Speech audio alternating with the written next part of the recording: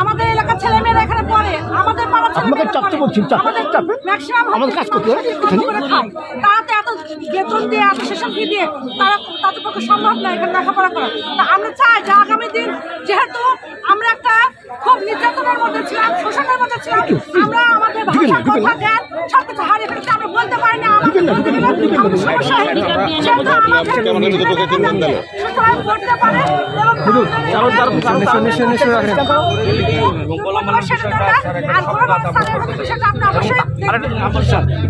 যারা সে যেই হোক ওই কক্ষে যে কক্ষে যারা অবস্থান করছে তারা তালা ভেঙে গেছে সবাই, একজন না, ওই কক্ষের অন্তত পক্ষে যে লোকগুলো কক্ষে গেছে, কক্ষে যে আমরা ভিডিও ফুটেজ দেখতে পাচ্ছি, এটা যেন সবাই আইনের আওতায়। আমাদের নিরীহ কিছু ছেলেপেলে যদি বাইরে থাকে ধরা পড়ে, কক্ষের ভিতরে লোক যেন স্যার আইনের আওতায় থাকে, এটা স্যার আমরা অনুরোধ জানাতাম। মামুন ভাই, আমাদের স্কুলের মেয়েদের ভিতরে যারা ঢুকছে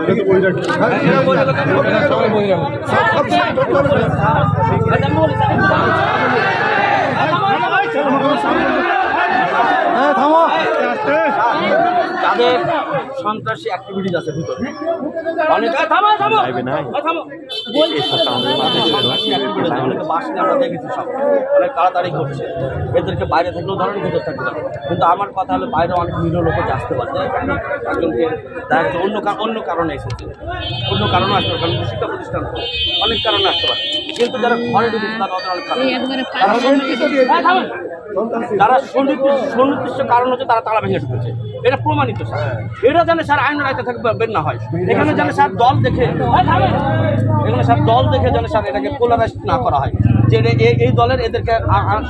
আনতে হবে আর এই দলের এদেরকে আইনের আয়তায় আনতে হবে, এটা যেন না হয় স্যার। আমরা প্রত্যাশা করছি দলমত নির্বিশেষে ঘরের ভিতর যারা গেছে তারা সবাই তালা ভেঙে গেছে, তাদের সকলের আইনের আয়তায় আনতে হবে, এটা স্যার আমার দাবি।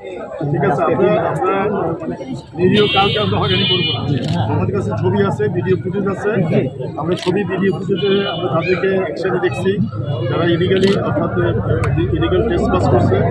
যারা তালা বাঁধছে, আমাদের টাকা চুরি হয়েছে, আমরা কিন্তু